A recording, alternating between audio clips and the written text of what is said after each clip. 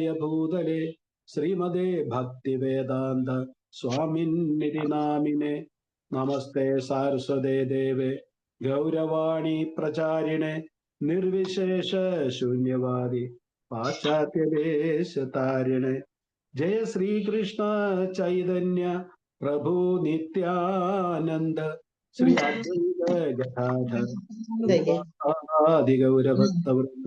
ഹരേ കൃഷ്ണ കൃഷ്ണ കൃഷ്ണ ഹരേ ഹരേ, ഹരേ രാമ രാമ രാമ ഹരേ ഹരേ.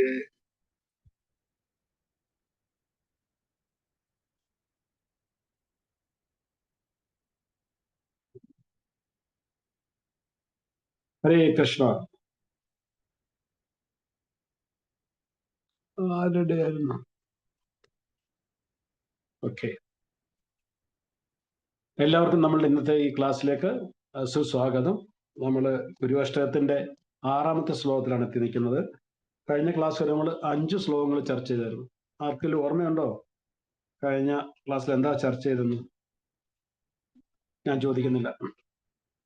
അപ്പൊ കഴിഞ്ഞ ക്ലാസ്സിൽ നമ്മൾ കണ്ടു എങ്ങനെയാണ് ഗുരു നമ്മളെ രാധാകൃഷ്ണ ലീലയിൽ പ്രവേശിക്കാൻ പ്രാപ്തരാക്കി പ്രവേശിപ്പിക്കുന്നത്. ഇന്ന് നമ്മൾ 6ാമത്തെ ശ്ലോകമാണ്. 6ാം ശ്ലോകത്തില് ഗുരുതത്വം തന്നെയാണ്. ഗുരു എങ്ങനെയാണ് ഈ ലീലയിൽ പ്രവേശിക്കുന്നതെന്നും സേവ ചെയ്യുന്നത്, രാധാകൃഷ്ണന്റെ സേവ ചെയ്യുന്നു, അതാണ് നമ്മൾ ഇരിക്കുന്നത്. ആദ്യം നമുക്ക് ശ്ലോകം ഒന്ന് വായിക്കാം. നികുഞ്ചയൂനോ രതികേലി സിദ്ധ്വേ യായാലിഭിര്യുക്തിരപേക്ഷണീയ തത്രാദിദാക്ഷായദതിവല്ലഭസ്യ വന്ദേ ഗുരോ ശ്രീ ചരണാരവിന്ദം. ഞാൻ ശ്ലോകത്തിന്റെ മലയാളം ട്രാൻസ്ലേഷൻ വായിക്കാം. അത് കഴിഞ്ഞിട്ട് നമുക്ക് വേർഡ് ടു വേർഡ് പെട്ടെന്ന് മനസ്സിലാവും. വൃന്ദാവനത്തിൽ നികുഞ്ചങ്ങളിൽ, നികുഞ്ചം എന്ന് പറഞ്ഞാൽ എന്താന്ന് നമുക്ക് പറയാം. രാധാകൃഷ്ണന്മാരുടെ മാധുര്യ പ്രേമ വ്യവഹാരങ്ങൾക്ക് ആവശ്യമായ സജ്ജീകരണങ്ങൾ ചെയ്യുന്ന ഗോപിമാരെ സഹായിക്കുന്നതിൽ ആത്മീയ ഗുരു നിപുണനാണ്. ശ്രദ്ധിച്ചു കേൾക്കുക. അതിനാൽ ആത്മീയ ഗുരു ഭഗവാൻ അത്യന്തം പ്രിയങ്കരനാണ്. ഇപ്രകാരമുള്ള ആത്മീയ ഗുരുവിന്റെ പാതാര ബിന്ദങ്ങളിൽ ഞാൻ സാദര പ്രണാമങ്ങൾ അർപ്പിക്കുന്നു. നമുക്ക് നോക്കാം എന്താണ് നികുഞ്ച യൂനോ. അപ്പൊ നമ്മള് നികുഞ്ച എന്ന് പറഞ്ഞാൽ എവിടെയാണോ രാധയെ കൃഷ്ണന്റെയും വളരെ കോൺഫിഡൻഷ്യൽ രഹസ്യ സ്വഭാവമുള്ള ലീലകൾ നടക്കുന്നതാണ് നികുഞ്ചം. അതായത് അത് വൃന്ദാവനത്തിലെ വളരെ നിഗൂഢ സ്ഥലങ്ങളാണ്. അവിടെ സാധാരണ ആൾക്കാർക്ക് പോകാനോ കാണാനോ പറ്റത്തില്ല. യൂനോ എന്ന് പറയാൻ അവർ രണ്ടുപേരും, അത് രാധയും കൃഷ്ണനും. നികുഞ്ച യൂനോ രതികേളി സിദ്ധ. രതികേളി എന്ന് പറഞ്ഞാൽ സുന്ദര പ്രേമ മാധുര്യ ലീലകൾ. അലി, അലി എന്ന് പറഞ്ഞു കഴിഞ്ഞാൽ ഗോപികമാര്. അലിഭി എന്ന് പറഞ്ഞാൽ, അലി എന്ന് പറഞ്ഞാൽ ഗോപി, അലിഭി എന്ന് പറഞ്ഞാൽ ഗോപിമാർ, പ്ലൂറലാണ്. എല്ലാവരും. യുക്തി, അതായത് യുക്തി അപേക്ഷണീയ. യുക്തി എന്ന് പറഞ്ഞാല് ഇവിടുത്തെ ഈ ട്രാൻസ്ലേഷനിൽ പറഞ്ഞ കേട്ടോ, രാധാകൃഷ്ണന്മാരുടെ മാധുര്യ പ്രേമ വ്യവഹാരങ്ങൾക്ക് ആവശ്യമായ സജ്ജീകരണങ്ങൾ ചെയ്യുന്ന ഗോപികമാര്. ഈ സജ്ജീകരണ യുക്തി, അവരുടെ യുക്തി അനുസരിച്ച് ഓരോന്നും അവര് പ്ലാൻ ചെയ്യുന്നത്. ഇന്ന് എവിടെയായിരിക്കണം ലീലകൾ, ഏത് കുഞ്ചിലായിരിക്കണം, എവിടെയാണ്, അതൊക്കെ പിന്നെ വരുമ്പോ നമ്മൾ ചർച്ച ചെയ്യുന്നതുകൊണ്ട് ഇപ്പൊ ഞാനിപ്പോ കൂടുതൽ പറയുന്നില്ല. അപ്പൊ ആ രതികേളി സിദ്ധ്വൈ, ഗോപികമാർ, അലിഭി, അവരെല്ലാവരും കൂടി യുക്തി പ്ലാൻ ചെയ്യുന്നു. തത്ര ആദി ദാക്ഷ്യ, അവരെ സഹായിക്കുന്നതാണ് ഗുരു, അവരെയാണ് സഹായിക്കുന്നത്. അപ്പം അതിവല്ലഭസ്യ, അങ്ങനെ സഹായിക്കുന്നതുകൊണ്ട് ട്രാൻസ്ലേഷൻ പറഞ്ഞാൽ ഭഗവാന് ഈ ഗുരു, നമ്മളുടെ ഗുരുവിന് ഒത്തിരി ഇഷ്ടമാണ്. കാര്യം രാധാകൃഷ്ണന്റെ വളരെ പ്രേമമായി ലീലകൾക്ക് വേണ്ട സജ്ജീകരണങ്ങൾ ചെയ്യുന്ന ഗോപികമാരെ സഹായിക്കുന്നത് ഈ ഗുരുവാണ്, ഗുരുക്കന്മാരാണ്, നമ്മുടെ ഗുരുപരമ്പരയുള്ളവരാണ്. അതുകൊണ്ട് ഭഗവാന് ആ ഗുരുവിന് ഒത്തിരി പ്രിയമാണ്, പ്രിയങ്കരനാണ്. ഗുരുവിനെ ഭഗവാൻ ഒത്തിരി പ്രിയങ്കരനാണ്. ആ ഗുരുവിന്റെ പാതാരബിന്ദങ്ങളിൽ ഞാൻ എൻ്റെ പ്രണാമം സമർപ്പിക്കുന്നു. അതിവല്ലഭസ്യ, അതാണ് guru is very dear to Krishna. അപ്പൊ നമ്മളിവിടെ പ്രധാനമായിട്ടും അറിയേണ്ട ഒരു കാര്യം എന്ന് പറഞ്ഞാൽ, ഈ ഭൗതിക ലോകത്ത് നമ്മൾ ഗുരു വരുന്നതും ഗുരുവിനെ കാണുന്നതും ഒരു പുരുഷ ശരീരത്തിലാണ്. പക്ഷേ രാധാകൃഷ്ണ ലീലയിൽ പുരുഷ ശരീരത്തിനോ പുരുഷ ചേതനയ്ക്കോ ആർക്കും അവിടെ അതിന് എൻട്രി ഇല്ല. അവിടെ പുരുഷൻ ഒരാളേ ഉള്ളൂ, അത് കൃഷ്ണനാണ്. അപ്പൊ അവിടെ നമ്മളുടെ ഗുരുപരമ്പരയിലുള്ളവര് ഗുരുക്കന്മാര് മഞ്ചരി രൂപത്തിലാണ്. മഞ്ചരി എന്ന് പറഞ്ഞു കഴിഞ്ഞാല് ഈ ഈ വായിച്ചപ്പോ ട്രാൻസ്ലേഷൻ വായിച്ചപ്പോ പറഞ്ഞില്ലേ, ഗോപികമാരെ സഹായിക്കുന്നതിൽ ആത്മീയ ഗുരു നിപുണനാണ്. ഈ ഗോപികമാരെ സഹായിക്കുന്നവരെയാണ് മഞ്ചരി എന്ന് പറയുന്നത്. അപ്പൊ നമ്മുടെ ഗുരു അവിടെ ചെല്ലുമ്പം നമ്മുടെ ആത്മീയ ഗുരു മഞ്ചരി രൂപത്തിലായിരിക്കും ചെല്ലുന്നത്. മഞ്ചരി രൂപം എന്ന് പറഞ്ഞു കഴിഞ്ഞാൽ 10, 11, 12 വയസ്സ് പ്രായമുള്ളവരാണ്. അവരെയാണ് മഞ്ചരി എന്ന് വിളിക്കുന്നത്. അവര് ഈ 10, 11, 12 വയസ്സുള്ളെങ്കിലും എല്ലാ കലകളിലും നിപുണരാണ് അവര്. 64 കലകളും വളരെ, സംഗീതം വായത്തിനായാലും ശരി, മൃദംഗങ്ങൾ വായിക്കാനും ശരി, എല്ലാ കലകളും 64 കലകളെ പറഞ്ഞിട്ടുള്ളത്. എങ്കിൽ 64 കലകളുടെ എക്സ്പെർട്ടാണ്. അതിസുന്ദരികളുമായിരിക്കും, ഏറ്റവും സുന്ദരികളായിരിക്കും അവരുടെ. അപ്പൊ ഈ അഷ്ടസഹികളുണ്ടല്ലോ, നമ്മുടെ വിശാഖ, ലളിതാദേവി, ഈ സഹികളുടെ നിർദ്ദേശം അനുസരിച്ച് ഭഗവാന്റെ രാധാകൃഷ്ണ ലീലകൾക്ക് വേണ്ടുന്ന സഹായങ്ങൾ ഇവർ ചെയ്യുന്നു. ഇവരെയാണ് മഞ്ചരികൾ എന്ന് വിളിക്കുന്നത്. അപ്പൊ ഭക്തി സിദ്ധാന്ത സരസ്വതി ഠാക്കൂർ നമ്മെ പഠിപ്പിക്കുന്നത് ഗൗഡീയ പരമ്പര, നമ്മുടെ പരമ്പരയിൽ വരുന്ന എല്ലാ ആചാര്യന്മാരും മഞ്ചരികൾ. മഞ്ചരിയിൽ തന്നെ പല ഗ്രൂപ്പുണ്ട്. ഈ മഞ്ചരികളെന്ന് ആയിരക്കണക്കിനാണ്, ഒന്നും രണ്ടും അല്ല. ഈ മഞ്ചരിയിൽ തന്നെ പല ഗ്രൂപ്പുണ്ട്. അപ്പൊ ഇവരെല്ലാം വരുന്നത് ഇവിടെ വരുന്നത് ഭൗതിക ശരീരമായിട്ടാണ്, പുരുഷ ശരീരമായിട്ട് വരുന്നെങ്കിലും ഭഗവാന്റെ നിത്യലീലയില് ഇവരെല്ലാം സ്ത്രീ ശരീരമാണ്. മഞ്ചരി എന്ന് പറഞ്ഞാൽ സ്ത്രീയാണ്, പെൺകുട്ടികളാണ്. ഇപ്പം ഈ രൂപഗോസ്വാമി, ഉദാഹരണം പറഞ്ഞ രൂപഗോസ്വാമി ഗൗരലീല രൂപഗോസ്വാമിയാണ്, പക്ഷെ ഭഗവാന്റെ നിത്യലീല രൂപമഞ്ചരിയാണ്. ഈ ഭൗതിക ലോകത്തെ സ്ത്രീ സൗന്ദര്യമല്ല അവിടുത്തെ സ്ത്രീ സൗന്ദര്യം പറഞ്ഞാൽ ഇൻകൺസീവബിൾ എന്ന് പറയും. അതായത് നമുക്ക് ചിന്തിക്കാൻ കഴിയില്ല. മഞ്ചരിമാരുടെ ആയാലും ഈ സഖിമാരുടെ ആയാലും ഒക്കെ, ഈ ഗോപികമാരുടെ എന്ന് പറഞ്ഞു കഴിഞ്ഞാൽ അവരുടെ സൗന്ദര്യം, അവരുടെ ഗുണങ്ങള്, അവരുടെ കലകള്, അവരുടെ സ്വഭാവം, അവരുടെ ഇതൊന്നും നമുക്കൊന്നും ചിന്തിക്കാൻ കഴിയില്ല. എന്തെങ്കിലും വേണം. ഇപ്പൊ പറഞ്ഞ ഒരു ഇപ്പൊ രാധ പറയാ, കൃഷ്ണൻ ഒരു പടം വരയ്ക്കാൻ പറഞ്ഞാൽ 1 മിനിറ്റ് കൊണ്ട് കൃഷ്ണന്റെ പടം ആ സിറ്റി ഫോട്ടോസ്റ്റാറ്റ് കോപ്പി പോലെ എടുത്തുകൊള്ളും. അപ്പൊ അനിർവചനീയമായ രൂപവും സൗന്ദര്യവും കലയുള്ളവരെയാണ് മഞ്ചരികൾ എന്ന് വിളിക്കുന്നത്. ഇപ്പൊ നമ്മുടെ പരമ്പരത്തിൽ നോക്കിയാൽ സനാതൻ ഗോസ്വാമി അത് ലവംഗ മഞ്ചരിയാണ്. ഷഡ്ഗോസ്വാമിമാര് നമുക്കറിയാം. ഷഡ്ഗോസ്വാമിമാരൊക്കെ രൂപഗോസ്വാമി, സനാതൻ ഗോസ്വാമി, രഘുനാഥ് ഗോസ്വാമി, ജീവ് ഗോസ്വാമി, ഗോവായ ഭട്ട് ഗോസ്വാമി, രഘുനാഥ് ദാസ് ഗോസ്വാമി, അവരെല്ലാം മഞ്ചരികളാണ്. അവരെല്ലാം രസിക മഞ്ചരി എന്ന് വിളിക്കും. ആരുടെയാണ് ഇവിടെ ഇത് ഓൺ ചെയ്ത് വെച്ചേക്കുന്നത്? എത്ര പറഞ്ഞാലും ഞാൻ എത്ര പ്രാവശ്യം സ്പീക്കറിൽ നിന്ന് സൗണ്ട് വരുന്നു. ഓക്കെ. നമ്മളുടെ ഈ ഷഡ്ഗോസ്വാമി രസിക മഞ്ചരിയാണ്. ഭക്തി വിനോദ് ഠാക്കൂർ വന്നിട്ട് കമലമഞ്ചരി, ഗൗർ കിഷോർദാസ് ബാബാജി വന്നിട്ട് 2 ഗുണമഞ്ചരി, അനേമഞ്ചരിയുടെ സംയുക്തമായിട്ടാണ് വന്നിരിക്കുന്നത്. ശ്രീല പ്രഭുപാദിന്റെ ഗുരു ഭക്തി സിദ്ധാന്ത സരസ്വതി ഇട്ടേക്കുന്നത് നയനമണി മഞ്ചരിയാണ്. പ്രഭുപാദിന്റെ പ്രഭുപാദും മഞ്ചരിയാണ്. നമുക്ക് പ്രഭുപാദ് പറഞ്ഞിട്ടില്ല അത്. ഒരു പ്രാവശ്യം പ്രഭുപാദിന്റെ ഒരു ശിഷ്യൻ മായപ്പൂരിൽ വെച്ച് ചോദിച്ചു, അങ്ങ് ഈ ഭൗതിക ലോകത്തില് വന്നിരിക്കുന്നത് ഈ ശരീരമായിട്ടാണ്, ഭഗവാന്റെ നിത്യലീല അങ്ങയുടെ രൂപം എന്താണെന്ന് ചോദിച്ചാൽ പ്രഭുപാദ് ചിരിച്ചുകൊണ്ട് പറഞ്ഞു, ഞാനത് പറയത്തില്ല, പറഞ്ഞാൽ നീ വിശ്വസിക്കത്തുമില്ല, വിശ്വസിച്ച് കഴിഞ്ഞാൽ നീ ബോധം കെട്ട് ഫെയ്ഡായി പോകും, ബോധം കെട്ട് വീണു, അതുകൊണ്ട് ഞാൻ പറയില്ല എന്ന് പറഞ്ഞു. പ്രഭുപാദ് പറഞ്ഞില്ല.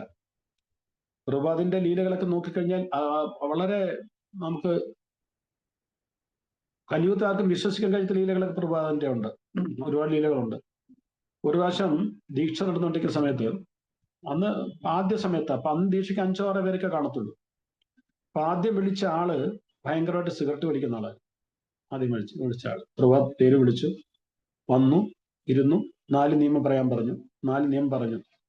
No meat eating, no illicit sex, no drinking alcohol, അതില്ല, നോ ഗാംബ്ലിംഗ് എല്ലാം പറഞ്ഞിട്ട് പറഞ്ഞു. Including cigarette, you cannot smoke cigarette. 3 പ്രാവശ്യം പറഞ്ഞു സിഗരറ്റ് വലിക്കാൻ പാടില്ലെന്ന്. പക്ഷെ ആ വ്യക്തി ഒരുപാട് സിഗരറ്റിന് അഡിക്റ്റ് ആയിരുന്നു. അത് കഴിഞ്ഞ് വന്ന ആളുടെ പേര് കൊടുത്തു മഹാത്മാ ദാസ്. പുള്ളി നല്ല ശാന്തൻ സ്വഭാവം. പുള്ളി 4 നിയമം പൊയ്ക്കോളാൻ പറഞ്ഞു. അടുത്ത ആൾ വന്ന ആളിനോട് 4 നിയമം പറഞ്ഞപ്പോൾ ലഹരി ഉപയോഗിക്കാതിരുന്ന് പറഞ്ഞപ്പോൾ പറഞ്ഞു, എന്താ LCMO, എന്താ LDO, LCDO, എന്താണ്ടൊരു മയക്കുമരുന്നുണ്ട്, അത് ഒത്തിരി കഴിക്കുന്നതായിരുന്നു. പുള്ളി പ്രഭുപാദ് ആ പേര് പറഞ്ഞിട്ട് പറഞ്ഞു അത് കഴിക്കാൻ പാടില്ല. ബാക്കി ആരോടും പറഞ്ഞിട്ടില്ല. സിഗരറ്റ് വലിക്കണമെന്ന് വലിക്കരുന്ന ഒരാളിനോട് പറഞ്ഞു, LSD ഉപയോഗിക്കരുന്ന ഒരാളിനോട് പറഞ്ഞു. അവർ രണ്ടുപേരും അത് ഉപയോഗിക്കുന്നവരായിരുന്നു. അത് പ്രഭുപാദിന് എങ്ങനെ അറിയാം? അപ്പൊ പ്രഭുപാദിന് അങ്ങനെ അസാമാന്യ കഴിവുണ്ടായിരുന്നു. പ്രഭുപാദ് ഒരിക്കലും പറഞ്ഞിട്ടില്ല. അപ്പൊ ഗോലോക വൃന്ദാവനിൽ എന്താണ് അങ്ങനെ രൂപം എന്ന് ചോദിച്ചാൽ പ്രഭുപാദ് ഇത്രേ പറഞ്ഞോളൂ, ഞാൻ അത് പറഞ്ഞാൽ നീ ഫെയ്ഡായി പോകും. ഒരു പ്രാവശ്യം നമ്മുടെ മായാപ്പൂരിൽ പോയവർക്കറിയാം, രാധാ മാധവ് വിഗ്രഹത്തിനടുത്ത് ചെറിയ വിഗ്രഹം ഉണ്ടല്ലോ, അത് പ്രഭാത് പൂജിക്കുന്ന വിഗ്രഹമാണ്. ഒരു പ്രാവശ്യം ആ വിഗ്രഹത്തിന് മുമ്പിൽ നിന്നിട്ട് പ്രഭാത് കീർത്തന രാധ മാധവ കുഞ്ചു ബിഹാരി എന്നുള്ളത് പാടിയപ്പം പ്രഭാത് മൂർച്ഛാവസ്ഥയിലായി പോയി, അബോധാവസ്ഥയിലായി പോയി. കാരണം പ്രഭാതിന് ഗോലോക വൃന്ദാവനം ഓർമ്മ വന്നു. അങ്ങനെ പ്രഭാത് നമ്മളുടെയും ആരാണെന്ന് പറഞ്ഞിട്ടില്ല, പക്ഷെ പ്രഭുപാദും ഗോലോക വൃന്ദാവനത്തിൽ മഞ്ചരി രൂപത്തിലാണ് സേവ ചെയ്യുന്നത്. എന്തുകൊണ്ടാണ് മഞ്ചരി രൂപത്തിൽ നിന്ന് എടുത്തെടുത്ത് പറഞ്ഞു വെച്ച് കഴിഞ്ഞാല്, അവിടെ ഗോലോക വൃന്ദാവനത്തില് പല തരത്തിലുള്ള സേവ ചെയ്യുന്നവരുണ്ട്. ഇപ്പൊ ഭഗവാന്റെ ചില ലീലകള് കൃഷ്ണൻ രാധയെ മാത്രമേ കാണത്തുള്ളൂ, വേറെ ആരും കാണത്തില്ല. ചിലപ്പോൾ ഭഗവാൻ രാധാറാണി ഒരുക്കുമായിരിക്കും, തലമുടി കെട്ടിക്കൊടുക്കും, തലമുടി പൂ വെച്ചു കൊടുക്കും, കയ്യിൽ ഇതിന്റെ എന്താ തന്നെ പറയുന്നത്, കയ്യിലിട്ടത് ഇവർ പെണ്ണുങ്ങളൊക്കെ കുട്ടികളൊക്കെ ഇടുന്നത് മൈലാഞ്ചി ഇട്ട് കൊടുക്കും. ഇങ്ങനെയുള്ള കാര്യങ്ങളൊക്കെ അവർ രണ്ടുപേരും മാത്രം ചെയ്യുന്നുണ്ട്. ചിലതിനകത്താണെങ്കിൽ ലളിത വിശാഖദേവി മാത്രമേ കാണത്തുള്ളൂ, കൃഷ്ണൻ രാധയും ലളിത വിശാഖം മാത്രം ചില ലീലകളിൽ. ചിലതിലുള്ള അഷ്ടസഖികളെല്ലാം കാണും. അപ്പൊ ഇവര് ഓരോ കാര്യങ്ങളെല്ലാം ചേർന്ന് സ്ഥലം ഫിക്സ് ചെയ്ത് കൊടുക്കുന്ന, സമയം ഫിക്സ് ചെയ്ത് കൊടുക്കുന്ന, അവിടെ വേണ്ട ഒരുക്കങ്ങൾ, എവിടെ ഇരിക്കണം, എവിടെ ചെയ്യണം, എന്തൊക്കെ കഴിക്കാൻ വേണ്ടത്, പ്രസാദം എല്ലാം കൊണ്ടുവരുന്നുണ്ട്. ചില മഞ്ചരിമാരുടെ ചില ലീലകളിൽ ഈ അഷ്ടസഖികളുടെ കൂടെ വേറെ 108 സഖിമാരുണ്ട് അതിന്റെ പുറകിൽ, അവരും കാണും. ചില ലീലയില് ഈ അഷ്ടസഖികൾ 108 സഖികൾക്കുള്ളിലുള്ളതാണ്, അവരുടെ കൂടെ ഈ മഞ്ചരികളും കാണും. ചില ലീലകളിൽ ഇവര് ആരും കാണത്തില്ല, ഗോപന്മാര് മാത്രമായിരിക്കും. ചില ലീലയിൽ ഗോപന്മാരും ഗോപികമാരും കാണും. ചില ലീലയിൽ മുതിർന്നവരായിരിക്കും. അത് ഭഗവാന്റെ അന്നത്തെ ഓരോ ദിവസത്തെ പ്ലാൻ അനുസരിച്ച് നടക്കുന്നതാണ്. അത് ഈ ഇടയ്ക്കിടയ്ക്ക് ഞാൻ മഞ്ചരി എന്ന് പറയുമ്പോൾ ആ ലീലയിൽ മഞ്ചരിമാര് മാത്രമുള്ള ലീലകളാണ്, അതുകൊണ്ടാണ് അങ്ങനെ പറയുന്നത്. ഇപ്പൊ ഇവിടെ സഹിമാരിൽ തന്നെ വ്യത്യസ്തമായിട്ട് രാധയും കൃഷ്ണയും അതുപോലെ തന്നെ ഈ സഹിമാരിൽ തന്നെ വേറെ ഗ്രൂപ്പുണ്ട്. അതായത് ചില സഹിമാർക്ക് കൃഷ്ണൻ രാധയോട് ഈക്വൽ സ്നേഹമായിരിക്കും, ഒരേ സ്നേഹം. ഉദാഹരണത്തിന് ലളിത വിശാഖ, അവർക്ക് കൃഷ്ണനോടും രാധയോടും ഒരേ സ്നേഹമാണ്. ലീലകൾ നടക്കുമ്പോൾ അങ്ങോട്ടും ഇങ്ങോട്ടൊക്കെ വ്യത്യാസങ്ങൾ വരും, പക്ഷെ അതർവൈസ് അവർക്ക് ഒരേ സ്നേഹമാണ്. ചില സായിമാർക്ക് കൃഷ്ണനോടായിരിക്കും പ്രേമം കൂടുതൽ, രാധാറാണിയുടെ അത്രയും കാണത്തില്ല. ഉദാഹരണത്തിന് വൃന്ദ, നമ്മുടെ തുളസിദേവി, വൃന്ദാദേവി കൃഷ്ണനോടാണ് കൂടുതൽ പ്രേമം, രാധാറാണിയുടെ അത്രയില്ല. ചില സായിമാർക്ക് രാധാറാണിയോട് ഭയങ്കര സ്നേഹമായിരിക്കും, കൃഷ്ണന്റെ അത്രയും കാണത്തില്ല. അപ്പൊ ചില ലീലകൾ ഇവർ തമ്മിൽ അടിയൊക്കെ ഇടുമ്പോൾ അവരെല്ലാം രാധാറാണിയുടെ പക്ഷമായിരിക്കും, ചിലർ കൃഷ്ണന്റെ പക്ഷമായിരിക്കും, ചിലർ ന്യൂട്രലായിരിക്കും. അത് നടന്നുകൊണ്ടിരിക്കും ഓരോ ലീലകൾ. അത് ഭയങ്കര ഒരു ലീല ഞാൻ എടുത്ത് വായിച്ചതാണ്. വൃന്ദാവനത്തില് ഒരിടത്ത് കൃഷ്ണൻ രാധ ഇരിക്കുകയാണ്. രാധയുടെ അടുത്ത് വന്നിട്ട്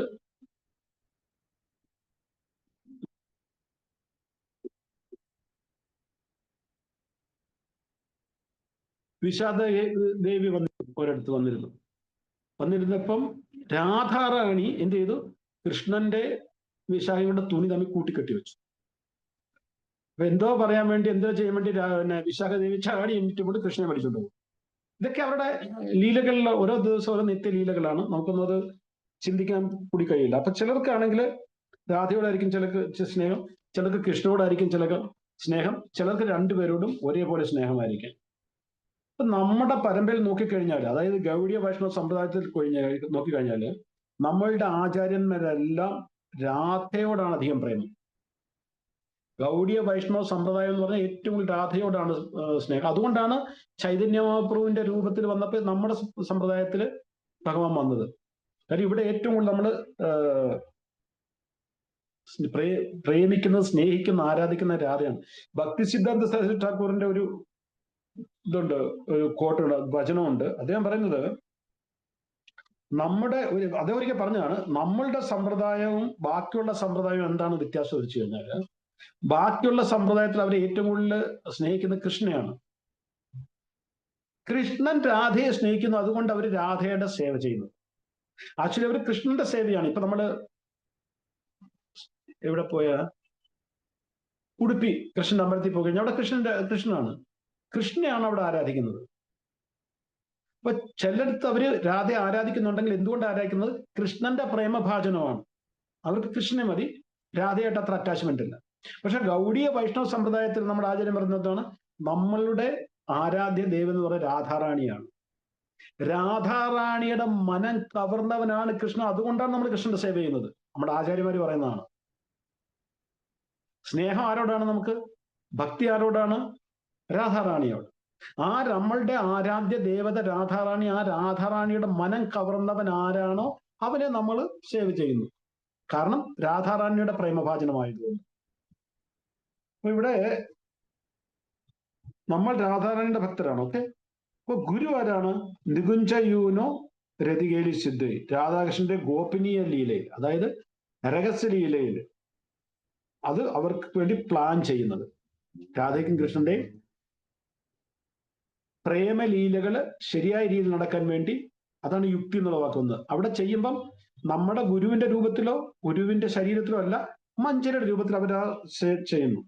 അപ്പൊ അതെന്തൊക്കെയാന്ന് വെച്ച് കഴിഞ്ഞപ്പം ഒരു വൃന്ദാവനം, അവിടെയും വൃന്ദാവനം, ഗോല വൃന്ദാവനത്തെ കാര്യം പറഞ്ഞു. നമ്മൾ ഭൗതിക വൃന്ദാവനത്തെ കാര്യമല്ല. ഗോല വൃന്ദാവനത്തിൽ ഏതെങ്കിലും ഒരു വനത്തില്, എവിടെയും 12 വനമുണ്ട്, അല്ലെങ്കിൽ എവിടെ ഒരു സ്ഥലം ഫിക്സ് ചെയ്തു. അപ്പം വിശാഖദേവി ആയിരിക്കും ഒരു സൈഡ്, ഒരു പൂമാല അവിടെ വെക്ക്, പാലത്തിന്റെ താഴെ ഇവിടെ വെക്ക്, ചാമ്പൂല ഇവിടെ വെക്ക്, ഇരിക്കാനുള്ള ആസനം അവിടെ ഉണ്ടാക്കും, ഊഞ്ഞാൽ ഇവിടെ ഇട്, പിന്നെ ഇവിടെ കുറച്ച് താഴെ പൂവിരിക്ക്, രാധാറാണിക്ക് വേണ്ടിയിട്ട് ഇവിടെ ഇതൊരുക്ക്, കുടിക്കാൻ വെള്ളം ഇവിടെ കൊണ്ടുവെക്ക്, പ്രസാദം കൊണ്ടുവന്ന് ഇവിടെ വെക്ക്, പ്രസാദം വെള്ളമുള്ള ഇല ഇവിടെ കൊണ്ടുവെക്ക്. അപ്പൊ അതിന് ചെയ്യുന്ന എല്ലാം ഓരോ ഗ്രൂപ്പുകളാണ്. ഇതാണ് പ്ലാൻ. ആരും വരാതെ നോക്കണം. ഇതെല്ലാം അവർ ചെയ്യും. അതെല്ലാം ചെയ്യുന്നത് മഞ്ചരിമാരാണ്. അപ്പൊ ഈ മഞ്ചരികൾ എന്ന് പറഞ്ഞാൽ ഗൗഡീയ വൈഷ്ണവ സമ്പ്രദായത്തിൽ ആചാര്യന്മാർ, ആചാര്യന്മാരായിട്ട് ഇവരാണ് ഇവിടെ നമ്മളെ പഠിപ്പിക്കാൻ വേണ്ടി വരുന്നത്. എങ്ങനെയാണ് രാധാകൃഷ്ണന്റെ സേവ ചെയ്യേണ്ടത്, രാധാകൃഷ്ണ സേവയിൽ നമുക്ക് എങ്ങനെയാണ് എന്ത് കിട്ടേണ്ടത്, അത് പഠിപ്പിക്കാൻ വേണ്ടി ഈ മഞ്ചരിമാരാണ് രാധാകൃഷ്ണ അയക്കുന്നതാണ്. ആ ലീലയിൽ പങ്കെടുക്കാൻ നമ്മളെ പ്രാപ്തരാക്കാൻ വേണ്ടി ഗുരുക്കന്മാരുടെ രൂപത്തിൽ വരുന്നത് ഈ മഞ്ചരികളാണ്. അപ്പം ഈ പറഞ്ഞതല്ല, ഇപ്പൊ ഞാൻ ഈ പറഞ്ഞതല്ല, വിശ്വനാഥ് ചക്രവർത്തി ഠാക്കൂറിന്റെ അഭിപ്രായമാണ്. ഇത് ബാക്കി എവിടെയെങ്കിലും ഗ്രന്ഥത്തിൽ വായിക്കാനോ കേൾക്കാനോ നമുക്ക് വായിക്കാൻ കിട്ടില്ല. ഇത് വിശ്വനാഥ് ചക്രവർത്തി ഠാക്കൂറിന്റെ അഭിപ്രായമാണ്. ഗുരു തത്രാദി ദാക്ഷ്യ, ഈ ലീലയിൽ ചെയ്യേണ്ട സേവ ചെയ്യാൻ മഞ്ചരി രൂപത്തിൽ എക്സ്പെർട്ട് ആയതുകൊണ്ടാണ്, അവർ വളരെ എക്സ്പെർട്ട് ആയതുകൊണ്ടാണ് അതിവല്ലഭസ്യ, അതായത് രാധയ്ക്കും കൃഷ്ണൻ ഇവരെല്ലാം ഏറ്റവും പ്രിയപ്പെട്ടവരാണ്. ഈ മഞ്ചരിമാരെല്ലാം രാധയ്ക്കും കൃഷ്ണൻ ഒത്തിരി പ്രിയപ്പെട്ടവരാണ്, ഒത്തിരി ഇഷ്ടപ്പെട്ടവരാണ്. അവരെ നമ്മൾക്ക് വേണ്ടി ഇങ്ങോട്ട് അയക്കുമ്പോൾ, ഈ ഭൗതിക ലോകത്തിലോട്ട് അയക്കുമ്പോൾ, ഒന്ന് ആലോചിച്ച് നോക്കുക. ഗോലോക വൃന്ദാവനത്തിൽ പരമസുഖത്തിൽ ഈ ലീലകൾ ഏർപ്പെട്ടിരുന്ന അവര് ഇവിടെ വന്ന് അനുഭവിക്കുന്ന വേദന, അവരെ ഇങ്ങോട്ട് അയക്കും, രാധയും കൃഷ്ണൻ അയക്കുമ്പോൾ നമ്മളെ രാധയും കൃഷ്ണൻ എത്രമാത്രം സ്നേഹിക്കുന്നു, എത്രമാത്രം പ്രേമിക്കുന്നു, പറഞ്ഞു മനസ്സിലായില്ലേ? അവർക്ക് ഏറ്റവും പ്രിയപ്പെട്ട സഖിമാരുടെ സേവ ചെയ്യുന്ന, അവർക്ക് ഏറ്റവും പ്രിയപ്പെട്ട ഈ മഞ്ചരിമാരെ ഈ ഭൗതിക ലോകത്തിലേക്ക് അയക്കുന്ന എന്തിനു വേണ്ടിയിട്ടാണ്? നമ്മളെ പ്രാപ്തരാക്കാൻ വേണ്ടി, നമ്മൾക്ക് വേണ്ടി. അപ്പൊ അങ്ങനെ അയക്കുമ്പം നമ്മൾ അവർക്ക് എത്ര പ്രിയപ്പെട്ടവരാണ്? പക്ഷേ അവർ നമ്മൾക്ക് അത്രയും പ്രിയപ്പെട്ടവരാണോ? എന്റെ ചോദ്യം മനസ്സിലാക്കണം. രാധയ്ക്കും കൃഷ്ണൻ നമ്മൾ ഒത്തിരി പ്രിയപ്പെട്ടവരാണ്. അതുകൊണ്ടാണ് രാധയും കൃഷ്ണനും അവരുടെ മഞ്ചരിമാരെ സഖിമാരെ ഇങ്ങോട്ട് അയക്കുന്നത്. ഗൗർലീലയിൽ നോക്കി കഴിഞ്ഞാൽ ഗൗരാംഗ മഹാപ്രഭുവിന്റെ കൂടെ വന്നവരെല്ലാം സഖിമാരും ഈ മഞ്ചരിയാണ്. എല്ലാവരും, കുറച്ചുപേരുടെ പേര് ഞാൻ പറയും, എല്ലാവരും ഭഗവാന്റെ നിത്യലീലയുള്ളവരാണ്. അവരെ ഗോലോകവൃന്ദാവനം വിട്ടിട്ട് ഇവിടെ വിടണമെന്നുണ്ടെങ്കിൽ നമ്മൾ അവർക്ക് എത്രയോ പ്രിയപ്പെട്ടവരായിട്ടാണ്. പക്ഷെ ആ പ്രേമവും സ്നേഹവും നമ്മൾ തിരിച്ചു കൊടുക്കുന്നുണ്ടോ? ഇന്നും നമ്മൾ ഈ ഭൗതിക ലോകത്തിൽ ഓരോരുത്തരുടെയും പുറകെ നടക്കുന്നത്. അത് കഴിഞ്ഞ് സമയം കിട്ടിയാൽ രാധാകൃഷ്ണ സേവ. അപ്പൊ ഇത്രയധികം പ്രേമം നമുക്ക് തരുന്ന, ഇത്രയധികം സ്നേഹം നമുക്ക് തരുന്ന, ഇത്രയധികം നമ്മളെ കുറിച്ച് ചിന്തിക്കുന്ന രാധയും കൃഷ്ണനും വേണ്ടി മാത്രമല്ലേ നമ്മൾ ജീവിക്കേണ്ടത്? പക്ഷെ നമ്മൾ എന്ത് ചെയ്യുന്നത്? എല്ലാം ഭൗതിക കാര്യങ്ങൾക്കും ഭൗതിക വസ്തുക്കൾക്കും വേണ്ടി മാത്രമാണ് നമ്മുടെ സമയം ചെലവാക്കുന്നത്. ഇവിടെ ഗൗഡിയ പരമ്പരയിൽ ഒരുപാട് ഫേമസ് ആയിട്ടുള്ള ആചാര്യന്മാരുണ്ട്. അതിലൊരു ആചാര്യനാണ് ശ്രീനിവാസ് ആചാര്യൻ. പേര് നിങ്ങൾ കേട്ടോ, ശ്രീനിവാസ. ഈ ശ്ലോകത്തില് ഇത്രയും കൂടുതൽ വർണ്ണിക്കാൻ ഇത്രയും കിട്ടുന്നുള്ളൂ. ശ്രീനിവാസ ആചാര്യ ഒരു വലിയൊരു മനോഹരമായ ലീല അത് പറഞ്ഞിട്ട് നമുക്ക് ഈ ശ്ലോകം പൂർത്തിയാക്കാം. ശ്രീനിവാസ ആചാര്യ, അദ്ദേഹം വളരെ ഫേമസ് ആയിട്ടുള്ള ആചാര്യ. നമ്മൾ ശ്രീനിവാസ ആചാര്യയെ കുറിച്ച് നമ്മുടെ പരമ്പരയിൽ കേട്ടിട്ടാണ്. അദ്ദേഹം പലപ്പോഴും മണിക്കൂറുകളോളം ധ്യാനത്തിലിരിക്കുമായിരുന്നു. മണിക്കൂറുകളോളം ധ്യാനത്തില്, ചിലപ്പോൾ ദിവസം 1-2 ദിവസമൊക്കെ ഇരിക്കുമായിരുന്നു. അങ്ങനെ ഒരു പ്രാവശ്യം അദ്ദേഹം ധ്യാനത്തിലിരുന്നു. മണിക്കൂറുകൾ മാറി മാറി മാറി 1 ദിവസമായി, 2 ദിവസമായി, 3 ദിവസമായി, കണ്ണുടച്ചിരിക്കുകയാണ്, ജലപാനം പോലും ഇല്ല. 4 ദിവസമായി, 5 ദിവസമായി, ഒരാഴ്ചയായി. അപ്പൊ അവിടെ കൂടിയിരുന്ന അദ്ദേഹത്തിന്റെ ശിഷ്യന്മാർക്കെല്ലാം ഒരു ഡൗട്ട്, പുള്ളി ഭൗതിക ശരീരം ഉപേക്ഷിച്ച് ഗോലവൃന്ദാവനം തിരിച്ചു പോയോ? വന്ന് ചെക്ക് ചെയ്തപ്പോൾ ശ്വാസമില്ല. അപ്പൊ വളരെ എല്ലാവർക്കും ഭയങ്കര ടെൻഷനായി. ആ ഗുരു നമുക്കറിയാമല്ലോ, നമ്മുടെ ഗുരു പോവുകയാണെങ്കിൽ നമുക്ക് പിന്നെ ആരാ ഉള്ളത്? സ്വന്തം മാതാപിതാക്കളെക്കാൾ നമ്മളെ സ്നേഹിക്കുന്ന നമ്മുടെ ഗുരു പോയി കഴിഞ്ഞ് ഭൗതിക ലോകത്തിൽ പിന്നെ നമുക്ക് ആരോടാണ് ചെന്ന് നമുക്ക് എന്തെങ്കിലും പറയാനുള്ളത്? അപ്പൊ അവരൊക്കെ വളരെ വിഷമിച്ചിരുന്നപ്പോൾ അവരറിഞ്ഞു അവന്റെ അടുത്ത ഗ്രാമത്തില്, നിങ്ങൾ ഒരുപക്ഷെ ഈ ഡീലെ കേട്ടിട്ടുണ്ടായിരിക്കും, എനിക്ക് അറിയില്ല, ഈ ശ്രീനിവാസാചാര്യന്റെ ഏറ്റവും പ്രമുഖനായ ഒരു ശിഷ്യനാണ് രാമചന്ദ്ര കവിരാജ്. രാമചന്ദ്ര കവിരാജ് അതിന്റെ അടുത്ത് ഏതോ ഗ്രാമത്തിൽ വന്നിട്ടുണ്ടെന്ന് അറിഞ്ഞവര് അവിടെ ചെന്നിട്ട് പറഞ്ഞു, ഇന്നപോലെ ഗുരു സമാധിയായെന്ന് തോന്നുന്നു, അറിയില്ല, ഇങ്ങനെ ഇരിക്കുകയാണ്. അദ്ദേഹം പറഞ്ഞു ശരി ഞാൻ വന്ന് നോക്കട്ടെ എന്ന് പറഞ്ഞു. പുള്ളി വന്ന് നോക്കിയിട്ട് പറഞ്ഞു, ഇദ്ദേഹം ഇവിടെ ഇല്ലിപ്പം, ഭൂലോക വൃന്ദത്തിലാണെന്ന് തോന്നുന്നു, ഞാനൊന്ന് നോക്കട്ടെ എന്ന് പറഞ്ഞ് പുള്ളിയും ധ്യാനത്തിലിരുന്നു. അപ്പൊ രണ്ടുപേരും ധ്യാനത്തിലായി. ധ്യാനത്തിൽ രാമചന്ദ്ര കവിരാജ് നോക്കിക്കഴിഞ്ഞപ്പം ഗോലോക വൃന്ദാവനത്തിൽ മഞ്ചരി, ഗോലോകത്തിൽ ഈ ശരീരമായിട്ട് പോകാൻ പറ്റില്ലല്ലോ, ഗോലോക വൃന്ദാവനത്തിൽ മഞ്ചരിയുടെ രൂപത്തിൽ തന്റെ ഗുരുനാഥൻ അവിടെ ഉണ്ട്. അടുത്ത് നിട്ടിച്ച് ഗുരുനാഥ് അങ്ങ് ഇവിടെ മഞ്ചരി രൂപത്തിൽ, അവിടെ ഭൗതിക ലോകത്തിൽ എല്ലാവരും വിഷമിച്ചിരിക്കുകയാണ്. ഒന്ന് പറഞ്ഞു, ഞാൻ ഈ ഭൂമിയിൽ ഇരുന്നു കൊണ്ട് വൃന്ദാവനത്തിലെ ലീലകൾ കാണുകയായിരുന്നു, ധ്യാനത്തിലിരുന്നുകൊണ്ട് കാണുക, നിത്യലീല കാണുകയായിരുന്നു. അപ്പോഴാണ് രാധാറാണിയുടെ ഈ മൂക്കിലിടുന്ന ഒരു വടക്കേണ്ടിലൊക്കെ ഇടും വളയം, ഒരു ചെറിയൊരു റിങ് ഉണ്ട് മൂക്കിലിടുന്നത്, സൗന്ദര്യത്തിൽ കൂട്ടാൻ വേണ്ടിയുള്ളതാണ്, നല്ല രസമാണത്. നമ്മൾ മൂക്കുത്തി ഇടുന്ന ഒരു ചെറിയ റിങ്, മോതിരത്തിന് അത്രയും, ചിലപ്പോൾ അതിനെക്കാട്ട് വലുതും ചെറുതും ഇടാറുണ്ട്, ഒരു റിങ്. അത് രാധാറാണിയുടെ കാണുന്നില്ല. അത് നോക്കുമായിരുന്നു ഇവരെല്ലാവരും. ഞാനും ഇഞ്ഞു പോകുന്നു അത് നോക്കാം, ഒരു സേന കിട്ടിയ അവസരമില്ല എന്നിട്ട് ഞാനും ഇഞ്ഞു പോകുന്നു. അപ്പൊ രാമചന്ദ്ര കവിരാജ് പറഞ്ഞു എങ്കിൽ ഞാനും നോക്കാം. അപ്പൊ രാമചന്ദ്ര കവിരാജും ആരുടെ വേഷത്തിലാണ് അവിടെ? മഞ്ചരി വേഷത്തിലാണ്, പുരുഷ വേഷത്തിൽ അവിടെ എൻട്രി ഇല്ല. അപ്പൊ ഇവരെല്ലാം നോക്കാൻ തുടങ്ങി.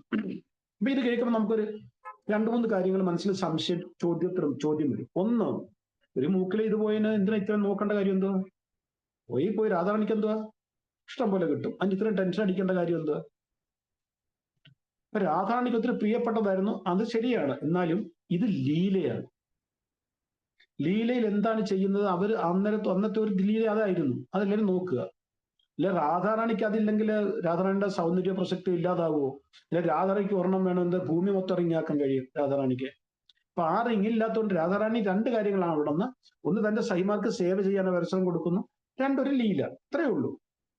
അങ്ങനെ നോക്കി മണിക്കൂറുകൾ കഴിഞ്ഞു കഴിഞ്ഞപ്പം ഒരു താമരയുടെ ഇലയുടെ മുകളിൽ ആ റിങ് ആര് കണ്ടു? രാമചന്ദ്ര കവിരാജ് കണ്ടു. അദ്ദേഹം പെട്ടെന്ന് പോയി അത് എടുത്തു കഴിഞ്ഞാൽ മനസ്സിലായി രാധാറാണിയോട്. എടുത്തു കഴിഞ്ഞാൽ നമ്മളാണ് ആദ്യം എന്ത് ചെയ്യും? നമ്മൾ രാധാറാണി എടുക്ക വിളിച്ചത് എനിക്ക് കിട്ടിയെന്ന്. അദ്ദേഹം കൊണ്ടുവന്നത് അദ്ദേഹത്തിന്റെ ഗുരു ശ്രീനിവാസാചാര്യരുടെ കൊടുത്തു. അതാണ് ഗുരു നിഷ്ഠ എന്ന് പറയുന്നത്. ഇവിടെ നമ്മളുടെ പേരിന് പ്രശസ്തിക്കല്ല, ഗുരുവിന്റെ പേരും പ്രശസ്തിക്കും. അതുകൊണ്ടാണ് നമ്മളുടെ സീനിയർ ഭക്തരൊക്കെ എന്തെങ്കിലും പ്രഭാഷണം നടത്തി പറയുന്നതാണ്, ഇത് ഗുരുവിന്റെ കൃപ കൊണ്ടാണ്, പ്രഭുപാദിന്റെ കൃപ കൊണ്ടാണ്. നമ്മൾ അവരുടെ പേര് പറഞ്ഞിട്ട് നരോത്തം പ്രഭു കി ജയ് എന്ന് പറഞ്ഞാൽ അവരെന്ത് പറയും? ശ്രീല പ്രഭുപാദ് കി ജയ്, അല്ലെങ്കിൽ അനന്തകോടി വൈഷ്ണവ വൃന്ദയ്ക്ക് ജയ്. അതിന്റെ അർത്ഥം അവർ ആ ക്രെഡിറ്റ് എടുക്കാതെ അത് പ്രഭുപാദിന് കൊടുത്തു. അനന്തകോടി വൈഷ്ണവ വൃന്ദയ്ക്ക് ജയ് എന്ന് പറഞ്ഞാൽ ഈ വൈഷ്ണവരുടെ കൃപ കൊണ്ടാണ് എനിക്ക് ഇത്രയും പറയാൻ കഴിഞ്ഞത്, വ്യാസാസനം തീരുന്നത്.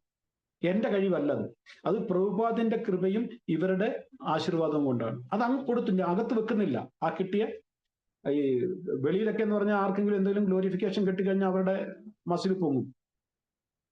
പക്ഷെ ആധ്യാത്മിക ലോകത്തിൽ അങ്ങനെ ഇല്ല. അപ്പൊ അവിടെ രാമചന്ദ്ര കവിരാജ് ഉടനെ തന്നെ ആ റിങ് കൊണ്ടുവന്നിട്ട് ആരുടെ കൊടുത്തു? ശ്രീനിവാസാചാര്യ കൊടുത്തു. ശ്രീനിവാസാചാര്യ അത് കൊണ്ടുവന്നിട്ട് ഏത് സൈഡല്ല കൊടുക്കുന്നത്? ശ്രീനിവാസാചാര്യ അത് ഞാനത് മറന്നു. ശ്രീനിവാസാചാര്യ ആടയിലെ കൊടുക്കുന്നുള്ളത് വിശാഖദേവിടെ കൊടുത്തു. ശ്രീനിവാസാചാര്യ വിശാഖദേവിടെ കൊടുത്തു. ഒരു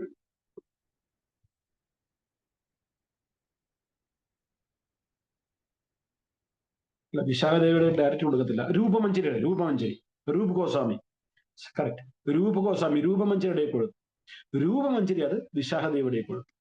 വിശാഖദേവി അത് രാധാറാണിയെ കൊടുത്തു. രാധാറാണിക്ക് ഒത്തിരി സന്തോഷമായി. അപ്പൊ രാധാറാണി ചോദിച്ചു, ഇത് ആർക്കാ കിട്ടിയെന്ന് ചോദിച്ചു. ഉടനെ രൂപമഞ്ചരി വിശാഖദേവി പറഞ്ഞു രൂപമഞ്ചരിക്കാ കിട്ടിയെന്ന്. രൂപമഞ്ചരി പറഞ്ഞു എനിക്കല്ല കിട്ടിയത്, ഇത് ശ്രീനിവാസാചാര്യ. അത് അവിടുത്തെ പേരാണ് പറഞ്ഞത്. നമ്മൾ ഇവിടുത്തെ ഭൗതിക പേരിൽ പറയുന്നത് ഭൗതിക ലോകത്ത്, അവിടെ ആചാര്യ ശ്രീനിവാസൻ ആയിരിക്കത്തില്ല പേര്. ഏത് മഞ്ചരിയാണ് ആ മഞ്ചരിയുടെ പേരായിരിക്കും. പക്ഷെ നമുക്കത് അറിയില്ല, അതുകൊണ്ട് ഈ പേര് പറയും. അറിയാം, നമ്മുടെ ആചാര്യർ പറയുന്നുണ്ട്, പക്ഷെ എനിക്കത്ത ലെക്ചറിൽ കേട്ടതാണ് ഒത്തിരി നാളായി, അപ്പൊ അത് ഓർമ്മ അന്ന് പക്ഷെ ആ ലെക്ചറിൽ പറഞ്ഞിട്ടില്ല. അപ്പം രൂപഗോസ്വാമി രൂപമഞ്ചരി പറഞ്ഞു ഇത് ശ്രീനിവാസാചാര്യക്ക്. ശ്രീനിവാസാചാര്യ എനിക്കല്ല കിട്ടിയത്, രാമചന്ദ്ര കവിരാജ് കിട്ടിയെന്ന്. അപ്പൊ അദ്ദേഹം മഞ്ചരി. ഉടനെ രാധാറാണി താമ്പൂലം ചവച്ചുകൊണ്ടിരിക്കുകയായിരുന്നു.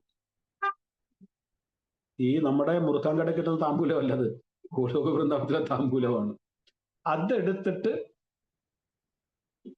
വിശാഖദേവിയുടെ കൊടുത്തു, മഹാപ്രസാദം.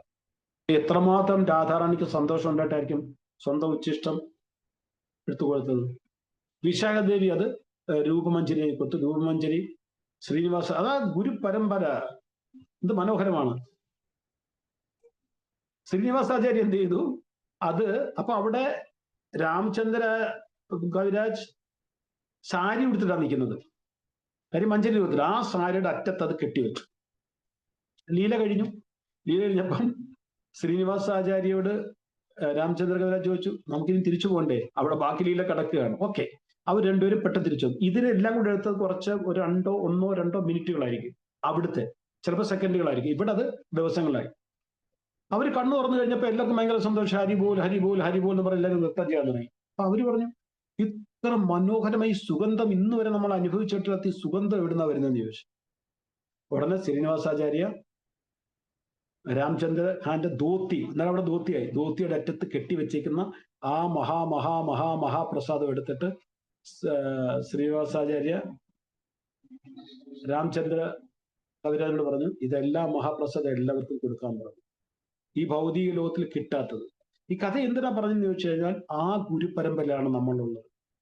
ആ ഗുരുപരമ്പര ഇത്രയും സൗഭാഗ്യം ചെയ്തവരായിരിക്കണം നമ്മൾ. എത്രയോ ജന്മത്തെ ഭാഗ്യം കൊണ്ട് അങ്ങനെയുള്ള ഗുരുക്കന്മാരുടെ ഷെൽട്ടറിൽ കിട്ടുന്നത്. ഇന്ന് ഞാൻ നമ്മുടെ ഈ ഗുരുമഹാരാജിന്റെ ഇതുണ്ടല്ലോ, ബയോഗ്രഫി മിൽവാക്കി ടു മായാപൂർ, അതിന്റെ മലയാളം ഞാൻ വായിച്ചുകൊണ്ടിരിക്കുകയായിരുന്നു. അപ്പം അതിനകത്ത് മഹാരാജിന്റെ ഓരോ കാര്യങ്ങൾ കേട്ട് കഴിഞ്ഞു കഴിഞ്ഞാല് നമുക്ക് ചിന്തിക്കാം. പ്രഭുപാദ് പറഞ്ഞു നിൽക്കുന്നത് പ്രെഡിക്റ്റ് ചെയ്തിരിക്കുന്നതാണ്. 19 വയസ്സുള്ളപ്പോ ഇവരായിരിക്കും ഏറ്റവും കൂടുതൽ ശിഷ്യന്മാരെ സ്വീകരിക്കുന്നത്. പഠിച്ചിട്ട് ബംഗാളിൽ ബുക്കുകൾ എഴുതുകയൊക്കെ ചെയ്യും. എല്ലാം സംഭവിച്ചില്ലേ? അപ്പൊ രണ്ട് കാര്യങ്ങളെന്ന് മനസ്സിലാക്കി. ഒന്ന്, പ്രഭുപാദിന്റെ ആ ദിവ്യദൃഷ്ടി. രണ്ട്, മഹാരാജിന്റെ കഴിവ്. ഇവരെല്ലാം മഞ്ചരികളാണ്. അവരുടെ പാദാശ്രയം കിട്ടിയത് കൊണ്ട് തന്നെ നമ്മൾക്ക് ഈ ഭൗതിക ലോകത്തിൽ പോകാൻ കഴിയും. പക്ഷെ നമുക്ക് അതിനുവേണ്ടി നമ്മുടെ പ്രയാസം എത്രമാത്രം ഉണ്ടെന്നുള്ളതാണ്. എപ്പോ വരെ നമ്മൾ പരിപൂർണമായിട്ട് നമ്മളെ നമ്മുടെ ഗുരുവിനെ സമർപ്പിക്കുന്നില്ല, ഗുരുവൊന്നും ചെയ്യാൻ കഴിയില്ല. ഞാൻ ഗുരുമഹാരാജ് ഒരു ലീലയും കൂടെ സമയമുള്ളതുകൊണ്ട് പറഞ്ഞു നിർത്താം. എന്തുകൊണ്ടാണ് ഗുരുവിനൊന്നും ചെയ്യാൻ കഴിയില്ല പറഞ്ഞു. ഒരിക്കല് ഗുരുമഹാരാജ് വിദേശത്ത്, എനിക്കൊന്ന് സിംഗപ്പൂരിലാണെന്നോ, സിംഗപ്പൂരിലുള്ള ഹോങ്കോങ്ങിലാണ്ട് പ്രോഗ്രാം പോയി. നല്ല ആരോഗ്യമുള്ള സമയത്തെ കാര്യം ഇത്. അപ്പൊ അവിടെ ഈ പ്രോഗ്രാം നടക്കേണ്ട വീട്, വലിയ ഒരു സ്ഥലത്തില് ഗുരുമഹാരാജ് ഒരു റൂമിന്റെ അവിടെ നിന്നിട്ട് വേറൊരു സീനിയർ ഡിവോട്ടിയായിട്ട് സംസാരിച്ചുകൊണ്ടിരിക്കുകയാണ്. ഈ സമയത്തൊരു മാതാജി അങ്ങോട്ട് പോയി. മാതാജി അടുക്കളയിൽ പ്രസാദം ഉണ്ടാക്കാനുള്ള ഡ്യൂട്ടി ആയിരുന്നു. മാതാജി അങ്ങോട്ട് പോയി. വീണ്ടും തിരിച്ച് എന്തിനോ വന്നപ്പോൾ മഹാരാജിനെ ദണ്ഡവത് പ്രണാം പറഞ്ഞു. മഹാരാജ് തിരിച്ചു നോക്കിയിട്ട് ഈ മാതാജിയോട് പറഞ്ഞു, I am not happy with you, ഞാൻ സന്തുഷ്ടമല്ല. മാതാജി പേടിച്ചു. ഒന്ന് ആലോചിക്കും, ഗുരു പറയാണ് ഞാൻ സന്തോഷമില്ലെന്ന് പറഞ്ഞാൽ തീർന്നില്ല നമ്മുടെ ഭക്തിയല്ല. അവർ പൊട്ടിക്കരയാൻ തുടങ്ങി. ഞാൻ എന്ത് അപരാധം ചെയ്തത്? പറഞ്ഞു, നീ നിന്റെ ശരീരത്തിൽ 12 ഇടത്തും ചന്ദന അപ്ലൈ ചെയ്തിട്ടില്ല. ഈ മാതാജി പറയുന്ന അവരിട്ടിരുന്ന വസ്ത്രം, അതായത് ഫുൾ ബോഡി കവറാണ്, മുഖം മാത്രമല്ല, ഇവിടെ വരെയുള്ള ബ്ലൗസും അതിനുള്ള അനുസരിച്ച് സാരി എല്ലാം കവർ ചെയ്തിരിക്കുകയാണ്. മഹാരാജിന് എങ്ങനെ അറിയാം 12 ഇടത്തും ചന്ദനം തൊട്ടിട്ടില്ല എന്നുള്ളത്? ഒരു സെക്കൻഡ് മഹാരാജ് കണ്ടിട്ടുള്ളൂ. മാതാജി ഉടൻ തന്നെ തിരിച്ചു പോയി അടുക്കളയിൽ പോയി അവര് ഡ്രസ്സൊക്കെ മാറി 12 ഇടത്തും ചന്ദനം. ആക്ച്വലി മാതാജി ഓഫീസിൽ നിന്ന് വരുന്ന വഴിയായിരുന്നു. രാവിലെ ഓഫീസിൽ പോയിട്ട് തിരിച്ചു വന്നിട്ട് ഈ സേവ ചെയ്യായിരുന്നു. പക്ഷെ ഗുരുമഹാരാജിന് അങ്ങനെ പറയാൻ പറ്റില്ല, ഞാൻ എക്സ്ക്യൂസ് പറയാൻ പറ്റില്ല. അതുകൊണ്ട് മഹാരാജ് ഒന്നും പറഞ്ഞു, തൊഴുതു. തിരിച്ചു പോയി തൊട്ടിട്ട് വന്നിട്ട് മഹാരാജനോട് ദണ്ഡം വെച്ചിട്ട് പറഞ്ഞു, മഹാരാജ് ഞാൻ എല്ലായിടത്തും ചന്ദനം തൊട്ടെന്ന് പറഞ്ഞു. മഹാരാജ് പറഞ്ഞു, നൗ ഐ ആം ഹാപ്പി. ഇപ്പൊ എനിക്ക് അന്നേരം എന്നിട്ട് മഹാരാജ് ആഡ് ചെയ്തെന്ന് അറിയാം, ഇങ്ങനെയുള്ള ചെറിയ ചെറിയ കാര്യം നിങ്ങൾ ചെയ്തില്ലെങ്കിൽ how can I protect U, നിന്നെ എനിക്ക് എങ്ങനെ രക്ഷിക്കാൻ കഴിയും? അപ്പൊ നമ്മൾ ഗുരു മഹാരാജ് അടുത്തില്ലെങ്കിലും ശരി, നമ്മൾ പരിപൂർണമായിട്ടും കൃഷ്ണഭക്തനായിട്ട് ജീവിച്ചു കഴിഞ്ഞാൽ, ഈ പറഞ്ഞ നിയമങ്ങളെല്ലാം പാലിച്ചു കഴിഞ്ഞാൽ പല അപകടത്തിൽ നിന്ന് ഗുരു മഹാരാജ് നമ്മളെ രക്ഷിക്കാൻ കഴിയും, രക്ഷിക്കും. ആ ബോധം നമ്മളിൽ ഉണ്ടായിരിക്കണം. നമുക്ക് ഈ ശ്ലോകത്തിൽ ഇത്രയും ചർച്ച ചെയ്യാൻ പറ്റുന്നുള്ളൂ, ഇത്രയേ ഉള്ളൂ. ഇനി ആർക്കും എന്തെങ്കിലും പറയണമെന്നുണ്ടെങ്കിൽ, ചോദിക്കണമെന്നുണ്ടെങ്കിൽ പറയാം.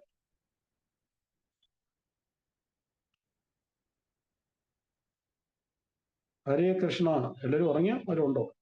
ഹരേ കൃഷ്ണ. പ്രണാം പ്രഭു. ഒത്തിരി ഒത്തിരി ഗോലോകത്തിലെ കഥകളും ലീലകളും ഒക്കെ കേട്ട് ഞങ്ങൾ അതിൽ മുഴുകിയിരുന്നു പോയി. പോണമെന്ന് തോന്നില്ലേ? അപ്പൊ അതിനുവേണ്ടി തീവ്രമായി പരിശ്രമിക്കണം. അതെ, നമ്മളുടെ ഭാഗത്തുനിന്ന് കൂടുതൽ തീവ്രത വേണം, കൂടുതൽ ഇച്ഛാശക്തി വേണം, ദൃഢനിശ്ചയം വേണം. എല്ലാം ഈ റൂൾസ് ആൻഡ് റെഗുലേഷൻ മാത്രം നിൽക്കരുത്. 16 വരെയാണ് 16, 15 ആകുമ്പോഴത്തേക്ക് കടത്തുമ്പോഴത്തേക്ക് ഇപ്പോഴാണ് 16 തീരുന്നതാണ്. അല്ല, നമ്മൾ കുറച്ച് സേവ ചെയ്യണം, വായിക്കണം, കേൾക്കണം, കൂടുതൽ ജപിക്കണം. ഇതെല്ലാം നമ്മുടെ പ്യൂരിഫിക്കേഷന് വേണ്ടിയിട്ടാണ്. എത്ര പെട്ടെന്ന് പ്യൂരിഫിക്കേഷൻ വരുന്നു അത്ര പെട്ടെന്ന് നമുക്ക് ഈ ലീലകളിൽ ചേരാൻ പറ്റും. ഓക്കെ മാതാജി. താങ്ക് യു പ്രഭു, വളരെ സന്തോഷം. ഹരേ കൃഷ്ണ. നരത്തം പ്രഭു, നമുക്ക് നിർത്താം. ഒരു സംശയം ഉണ്ട് പ്രഭു. ചോദിച്ചോളൂ. നമുക്ക് ഈ പെലയൊക്കെ വരുമ്പോഴും ഇതൊക്കെ തൊടാല്ലേ പ്രഭു? കുറിതൊടാം. എന്നൊക്കെ പിന്നെ നമ്മുടെ പലർക്കും പല തെറ്റും. ഒരു ഉദാഹരണം പറഞ്ഞു കഴിഞ്ഞാല്, നമ്മളിപ്പം മാല ജപിക്കുന്നു. വലിയ എളുപ്പം മാല ജപിക്കണം, ജപിക്കാതിരിക്കാൻ പാടില്ല. കാരണം ഗുരുവിന് നമ്മൾ വാക്ക് കൊടുത്തെന്ന് പറഞ്ഞാൽ ദിവസം ജപിച്ചോളാം എന്ന് പറഞ്ഞു, അല്ലാതെ മാസത്തിൽ 4 ദിവസം ജപിക്കരുതെന്ന് പറഞ്ഞിട്ടില്ല. 2, നമ്മൾ തൊട്ടാ തുളസി അശുദ്ധിയാകത്തില്ല. തുളസി അത്ര ഇതാണോ? തുളസിയെ നമ്മൾ തൊട്ട് നമ്മൾ ശുദ്ധമാകത്തേ ഉള്ളൂ. വിലയുള്ളപ്പോഴും എല്ലാപ്പോഴും എല്ലാം ചെയ്യണം. അമ്പലത്തിൽ പോയിട്ട് വിഗ്രഹ സേവ ചെയ്യാൻ പാടില്ലെന്നേ ഉള്ളൂ. വിഗ്രഹത്തിന് ഇപ്പൊ മാല കെട്ടാൻ പാടില്ല, അല്ലെ ഭഗവാൻ തൊഴുതിട്ട് വരാം, വെളിയും തൊഴുതിട്ട് വരാം. ഓക്കെ മാതാജി. ഹരേ കൃഷ്ണ പ്രഭുജി. Okay okay പ്രഭുജി. അപ്പൊ തുളസി എടുക്കാം അല്ലേ പ്രഭുജി? നമ്മൾ തുളസിമാലല്ലേ ജപിക്കുന്നത്? അല്ല, നമ്മള് പ്രസാദത്തിലൊക്കെ വെക്കില്ലേ തുളസി, അങ്ങനെ വെക്കാമോ? കഴിക്കണം. ഈ പെല ഉള്ളപ്പോഴും തുളസി ക്യാരി ചെയ്യാൻ പാടില്ല. തുളസി ചെടിയെ നമ്മൾ എടുത്ത് കൊണ്ടുവെക്കാൻ നമ്മൾ തൊടാൻ പാടില്ല. അല്ല, അതിന് പറിച്ചിട്ടല്ലേ നമ്മൾ പറിക്കാൻ പാടില്ല, നമ്മൾ തൊടുന്നില്ല. പക്ഷെ ആരെങ്കിലും പറിച്ചത് പ്രസാദത്തിലുണ്ടെങ്കിൽ നമ്മളത് സേവിക്കണം. അത് പ്രസാദമായല്ലോ, അത് മഹാപ്രസാദം, കുഴപ്പമില്ല.